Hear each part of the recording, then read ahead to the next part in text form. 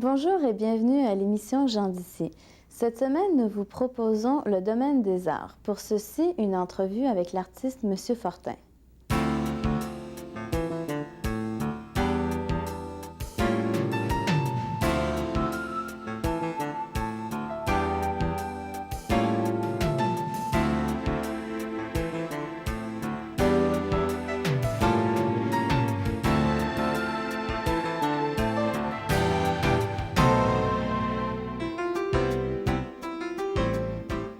Monsieur Fortin, qu'est-ce qui vous a poussé tout d'abord à entrer dans le domaine des arts et de la peinture plus précisément? C'était pour moi, je pense, une affirmation de mon être. Je me souviens quand j'ai laissé mon emploi au gouvernement comme artiste graphique, j'ai laissé parce que justement on me demandait de faire des choses selon les spécifications du département de l'environnement où je travaillais. Et puis, ça a duré quelques années. Puis, j'étais content de vivre dans ce métier-là.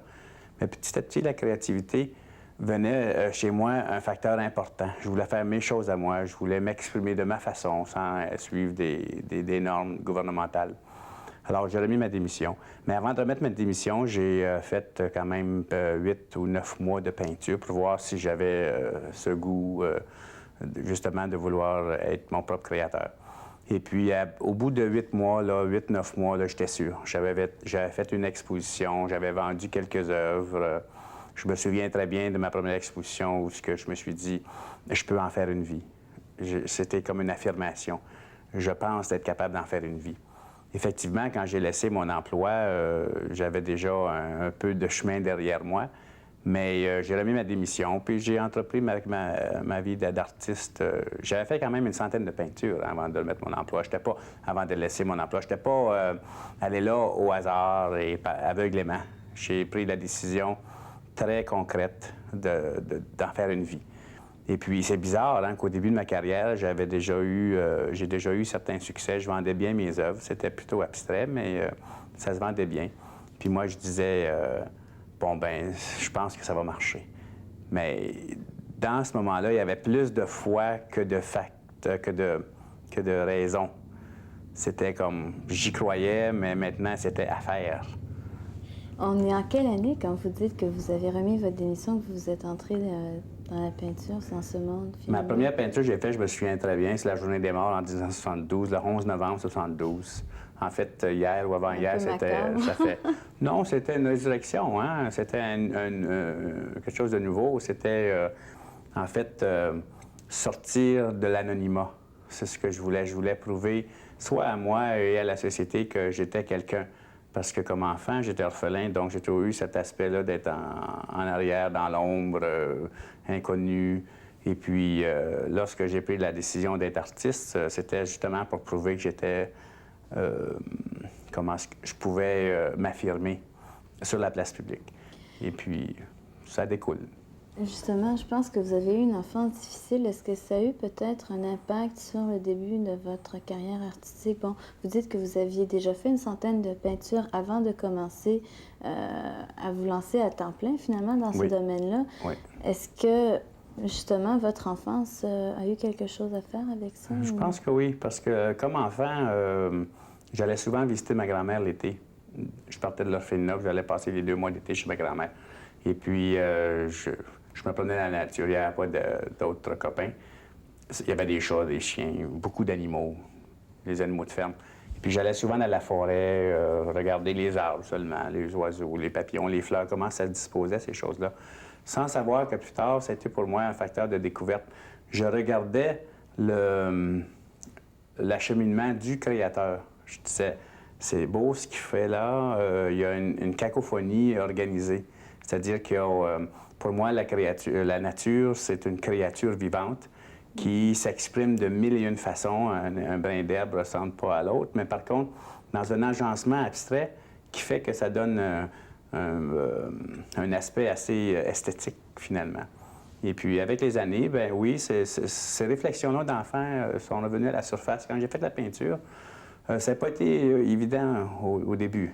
Je faisais de la peinture abstraite parce que j'étais autodidacte, j'ai pas pris de cours professionnels, ces choses-là. Alors, je faisais de la couleur. Je lançais de la couleur sur la toile. J'imitais les herbages, j'imitais les arbres, j'imitais beaucoup d'imitations. Et puis, petit à petit, mon acheminement est devenu figuratif. Et lorsque j'ai commencé à faire du figuratif, j'avais visité un ami à une ferme. J'étais assis devant un poêle à bois. Puis tous mes souvenirs d'enfance revenaient à la surface, le poêle à bois, ma grand-mère, les petits animaux. Donc, je me suis mis devant le poêle à bois, puis j'ai commencé à le dessiner, le poêle à bois, en ajoutant les articles alentours, le tapis, le chat sur le tapis, tout ça. Alors, de là, mon enfance a eu beaucoup d'influence sur ma création du futur, effectivement. Votre première peinture, est-ce que vous en souvenez? Beaucoup, beaucoup. Feu de camp. Je l'ai appelé feu de camp parce que c'était une imitation d'un feu de camp qui reflétait sur l'eau. Moi, je peins beaucoup par, comment je pourrais dire, par correspondance de symboles que je connais. J'ai un code symbolique qui s'est développé dans ma personnalité. Donc, ces symboles-là étaient importants. Le feu de camp représentant mon temps chez les scouts. Souvent, on était sur le bord de l'eau à faire des feux de camp et à jaser, à jouer de la guitare et à chanter. Donc, c'était pour moi, cette première œuvre-là mettait, comme on pourrait dire, une barre sur le T de ma personnalité. Là, j'ai découvert que je pouvais exprimer ces souvenirs, ces émotions que j'ai vécues. Et de là, ça a découlé une variété. C'est pas rien que je faisais. J'allais pas seulement chercher dans ce que je connaissais, mais j'allais chercher dans l'inconnu également. Parce qu'à travers l'abstrait, il y a des formes et des couleurs, des espaces qui se dévoilent à nous à travers une série d'accidents, à travers une série de gestes dans la peinture. Il y a tout un jeu de couleurs qui devient possible d'organiser. Et c'est ça que j'ai fait pendant plusieurs années, jusqu'au moment où je suis devenu plus en plus figuratif, donc le naïf est apparu. Donc, de cette première toile, il y en a beaucoup d'autres qui ont découlé. Vous allez tout à l'heure nous parler, après une petite pause, de votre création artistique, justement. Si vous voulez bien rester avec nous, à tout à l'heure.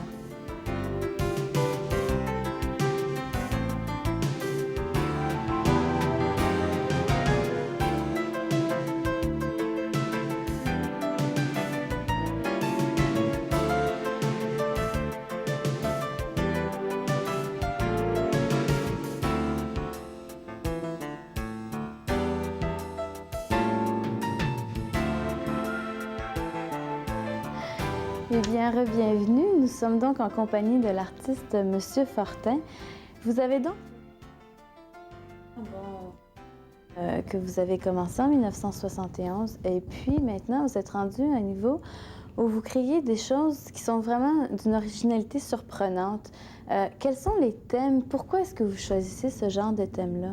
Bien, au début, lorsque j'ai commencé à faire du figuratif, j'étais conscient quand même, ça faisait 4-5 ans que je faisais de la peinture, j'étais conscient quand même de la variété d'œuvres d'art sur le marché. J'étais conscient des certains peintres qui faisaient beaucoup de paysages, des natures mortes, des personnages. Je voyais très, très, très peu d'intérieur. Où est-ce que l'émotivité, où est-ce que comment je pourrais dire, la douceur se passait beaucoup, beaucoup à l'intérieur, dans la cuisine. Et puis mes souvenirs de ma grand-mère, justement, de la vieille cuisine, où est-ce que, quand j'étais petit, elle me donnait beaucoup de biscuits parce que le Filnon n'avait pas. Donc, c'était quand même des souvenirs assez chaleureux. J'ai consciemment décidé de faire des intérieurs parce que pour moi, ça avait joué un rôle important dans mon évolution de garçon. Et puis, je n'en voyais pas beaucoup sur le marché. Donc, voulant me faire une place, voulant me distinguer, j'ai pris cette décision de faire des intérieurs. Il y avait beaucoup chez moi cette volonté là, d'aller chercher encore cette douceur que j'ai connue. Et puis, devant un vieux poêle à bois, je me suis assis à un moment donné quand j'ai été visiter un ami. Puis, j'ai commencé à dessiner ce vieux poêle à bois-là.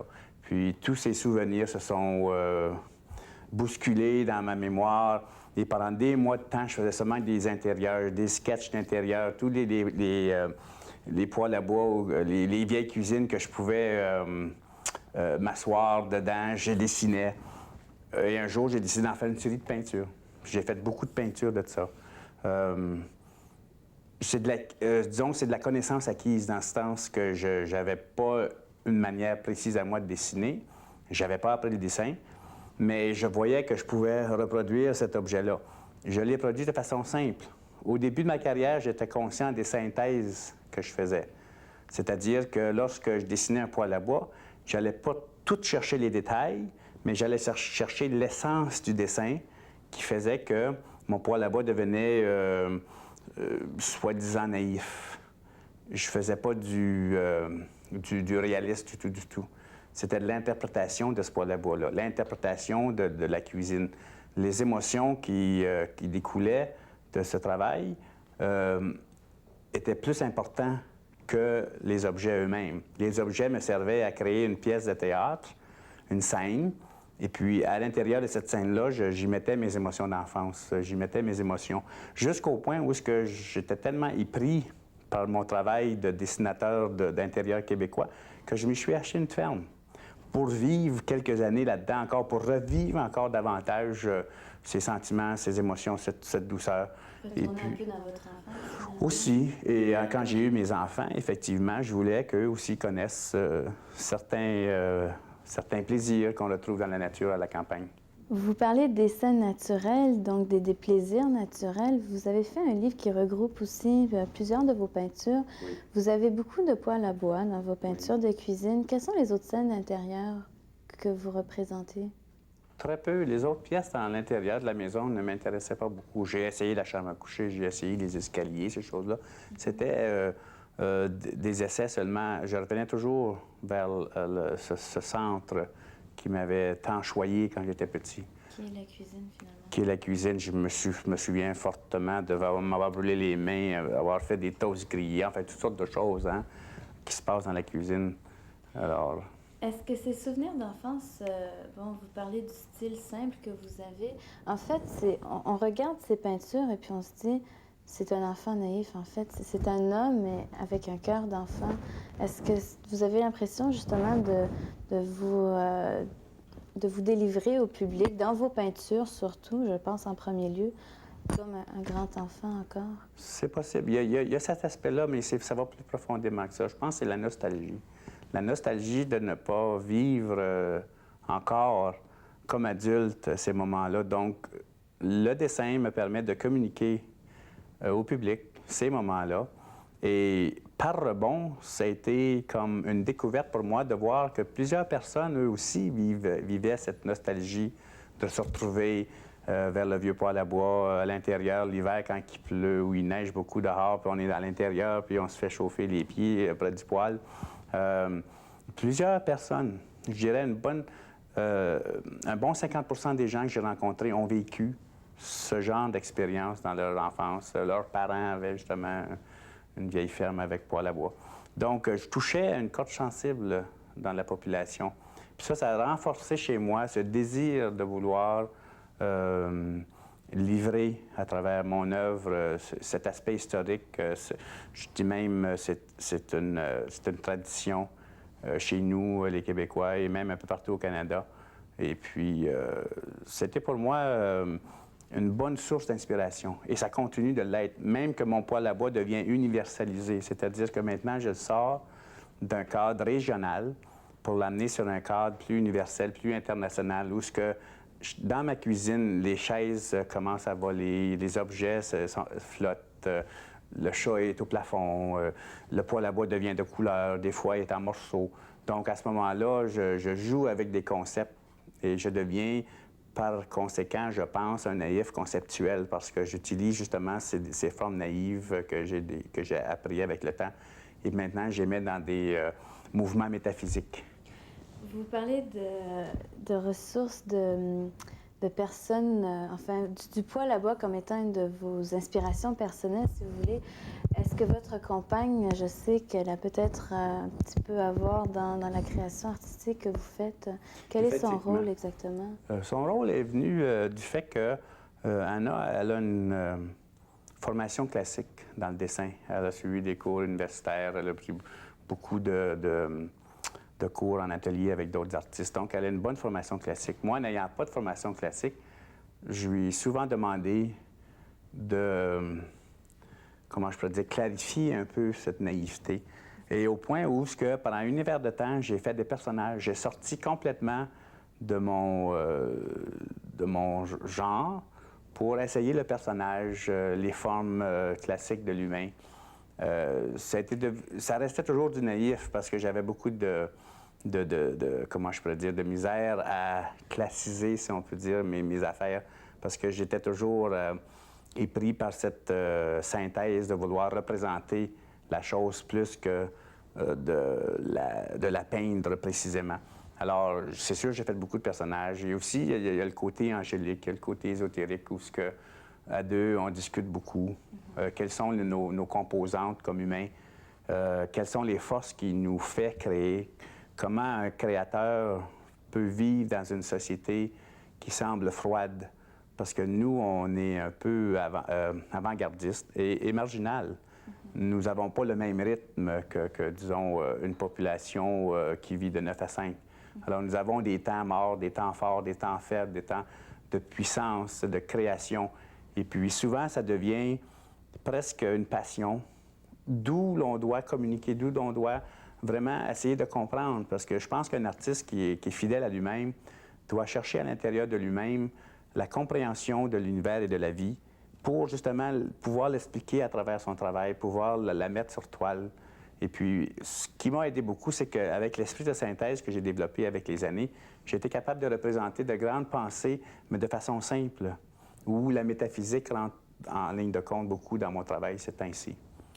Vous parlez de marginalité, on va prendre une petite pause là-dessus et puis ensuite, tous les deux étant artistes, vous allez pouvoir nous dire qu'est-ce qu'un artiste aujourd'hui en 1992. Restez avec nous.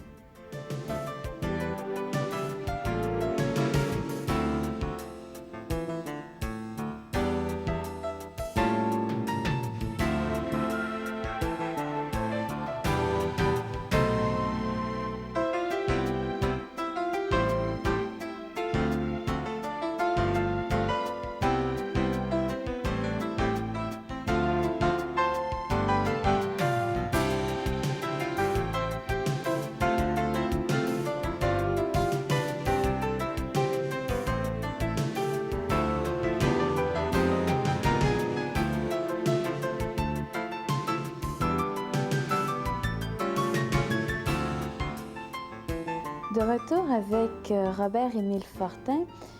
L'artiste, en 1992, bon, il y a tout un mythe qui se crée autour de l'artiste. On l'imagine avec son petit verre de vin, sa mie de pain, puis son pinceau à la main, finalement.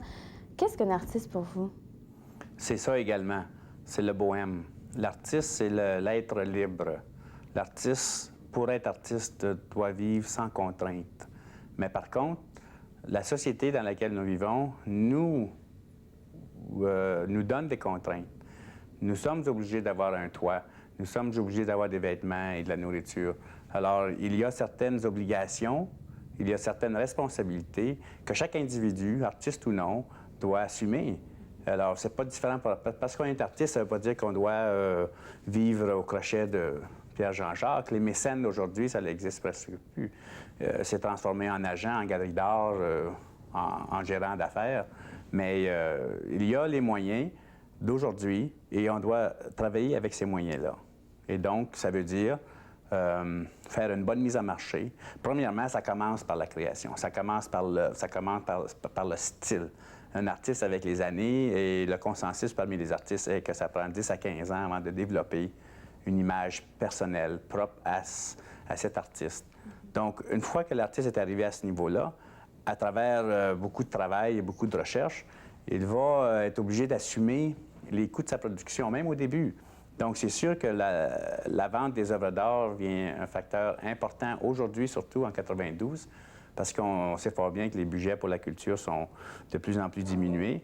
Et ce que je vois venir sur le marché, c'est des artistes autonomes, ce que j'appelle le néo-artiste, c'est-à-dire l'artiste qui est capable de tout faire, qui est capable de faire sa peinture de façon adéquate et professionnelle et de faire sa mise en marché de façon adéquate et professionnelle avec les moyens de communication que nous avons aujourd'hui, les galeries d'art, les vernissages, les centres culturels, les revues. Il n'y a aucune raison qu'un artiste ne peut pas vivre bien de sa peinture. Ce qui empêche un artiste de le faire, c'est peut-être sa timidité. Parce qu'aujourd'hui, un artiste doit être téméraire. Il doit, je pense, utiliser son œuvre d'art comme la même manière qu'une mercerie va vendre des vêtements. Les gens veulent un produit qui est bien fait, de qualité. C'est la même chose pour les arts. Si nous vivions seulement que pour nous, si nous faisions des arts, de la peinture, de la musique, de la poésie seulement que pour nous manquerions à notre mission d'artiste. L'artiste est un communicateur, c'est un éveilleur, c'est un illuminateur, c'est un transporteur d'idées nouvelles. Et il doit, par conséquent, remettre ses œuvres sur le marché pour que les gens puissent voir sa vision des choses. Que ce soit bon ou non, c'est pas aussi important que le fait d'avoir une certaine diffusion. Alors, l'artiste doit aujourd'hui, en 1992, être conscient de la diffusion de son travail afin que ce travail rejoigne le plus possible les gens dans la société. Il y a des artistes qui sont un peu révolutionnaires, il y a des artistes qui dénoncent, il y a des artistes qui annoncent, il y a toutes sortes d'artistes. Il y a toutes sortes d'art pour toutes sortes de goûts. Il y a de la place pour beaucoup de monde. La raison que les artistes, je trouve, aujourd'hui ne réussissent pas, c'est parce qu'ils n'ont pas compris que l'art va au-delà de l'âme. L'art, c'est le corps. L'art, c'est l'esprit. C'est la bonne vie. Un artiste heureux, je dis toujours, produit mieux qu'un artiste malheureux. Et puis ses œuvres le montrent. Donc, en plus de tout ça, en fait, pour réussir, il faut un peu être businessman. Il faut être homme d'affaires. Malheureusement, comme je disais tantôt, les mécènes n'existent plus. Il ne faut pas s'attendre à dire « Je suis artiste, je crée une centaine de pièces, quelqu'un va me découvrir et je vais faire une bonne vie. » Il faut vraiment être capable de cogner aux portes, de s'adresser aux gens. Moi, j'ai toujours aimé exposer sur la place publique parce que c'est là où le monde est et le contact direct avec les gens et l'artiste est assez important. En dépit de ce que les institutions vont nous dire, les galeries nous disent, par exemple, aux artistes, on ne veut pas vous voir, on veut seulement montrer vos œuvres. C'est sûr qu'un avantage à faire ça, ils prennent 50-60 % de la production de l'artiste. Alors, l'artiste, même s'il est en galerie, il va avoir de la misère parce qu'il est exploité. Moi, je pense que le nouveau artiste, c'est l'artiste qui va s'étaler sur la place publique, son œuvre, son travail, sa philosophie. Et avec une certaine expérience, parce que quelques années, ça prend de l'expérience, on devient tellement extroverte qu'on est capable de communiquer facilement. Et je pense qu'un artiste qui vit bien, c'est un artiste qui est convaincu et convaincant. On ne peut pas dire « je suis convaincu, je fais de l'art », mais est-ce que ça reste à l'atelier? Il faut que ça sorte de l'atelier, tout le temps, tout le temps. Et puis, petit à petit, hein, c'est pas fait du jour au lendemain. Moi, que je me souviens à ma carrière d'artiste, je me disais, dans 2 ans, je vais être célèbre. Au bout de 2 ans, je me suis réalisé que ça va prendre 15 ans. Puis là, je me suis mis dans la tête que je dois travailler 15 ans pour vraiment faire, pour avoir une bonne idée de ce qu'est un artiste. Maintenant, ça fait 20 ans que je vis de mon travail. Je fais plusieurs expositions par année. Beaucoup d'expositions me rapportent énormément parce que je suis confiant dans ce que j'ai fait. Le travail, la recherche, parce que j'ai fait beaucoup aussi d'abstrait, j'ai appris mes couleurs, je me suis formé moi-même et je présente au monde un style très particulier, très personnel. Et c'est ça que j'encourage les gens d'aujourd'hui. L'académie n'est pas nécessairement nécessaire. On peut devenir un peintre par goût, par passion, le plaisir. Petit à petit, ces choses-là... C'est ce qui produit les plus belles œuvres, finalement. Je pense que oui. Je pense que oui. L'académie est nécessaire pour ceux qui veulent peut-être travailler dans cette direction-là. Mais l'autodidacte a aussi autant de chances de faire une bonne vie avec son travail. Vous parliez du bilan de la culture. J'aimerais qu'on revienne un petit peu sur cette question-là parce que je pense que c'est important qu'on précise justement le statut de l'artiste dans nos sociétés, enfin dans notre société québécoise. Est-ce que l'artiste peut survivre ici au Québec en 92 avec le peu de fonds qu'on y consacre finalement? Moi, je peux. Je ne peux pas parler pour tous les artistes. J'ai heureusement la symbiose de l'artiste et de l'homme d'affaires. Alors, je suis sûr que si l'artiste n'est pas intéressé, et la plupart des artistes ne sont pas intéressés dans les affaires parce que c'est quand même beaucoup d'énergie, beaucoup de temps dépensé, beaucoup d'argent investi. Je suis sûr que l'artiste d'aujourd'hui qui est capable de comprendre un peu le rôle là, il peut vivre. Mais je pense qu'il y a quand même un stigmatisme dans la société face à l'artiste. Lorsqu'un artiste, moi je m'en aperçois, lorsqu'un artiste réussit bien, il fait de l'argent, les gens disent, bien, il n'est pas un artiste, il ne peut pas. Un artiste n'est pas supposé de faire de l'argent. Donc, il y a ce stéréotype de l'artiste qui doit vivre pauvrement pour créer de la grande art, parce que sa passion là, comment je pourrais dire, de malheureux va emporter. J'écoutais justement l'autre jour un gars qui disait « J'écris bien quand j'ai de la peine ». Je suis complètement débile. Moi, je peins bien quand je suis heureux, et je peins bien quand je vends, et je peins bien quand je mange bien. Alors, je suis dans cette position de force et de positivisme qui dit que je vais créer la grande œuvre parce que je suis complètement en contrôle de tous les aspects de ma carrière, et non seulement qu'un aspect de la carrière. Dans votre carrière, quels sont vos futurs projets, justement? Là, c'est drôle, hein? Ça fait 20 ans que je fais de la peinture, ça fait 20 ans que je vais à mon travail. Plusieurs galeries se sont intéressées à moi avec les années. Je viens juste commencer à comprendre que là, je vais peut-être laisser la place aux galeries maintenant de me représenter. Et parce que j'ai fait mon travail, j'ai fait comment je dirais, les sentiers. J'ai fait tout le travail de base qui fait que maintenant, je ne suis pas un feu de paille. Je suis quand même un bon investissement comme œuvre d'art.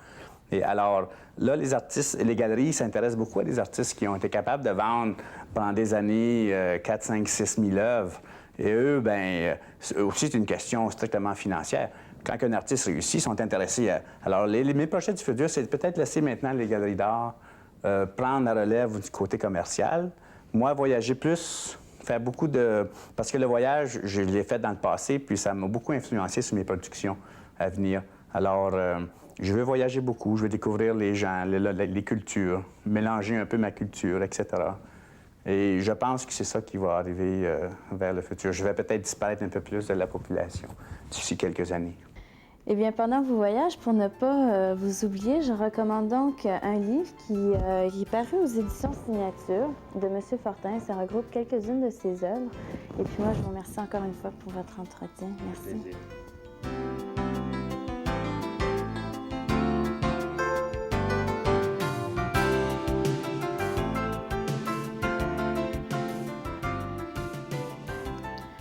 Eh bien, c'est tout pour cette semaine. Nous vous remercions d'avoir été à l'écoute. N'oubliez pas que si vous avez des questions ou des commentaires, vous pouvez appeler au numéro qui apparaîtra bientôt. À la semaine prochaine.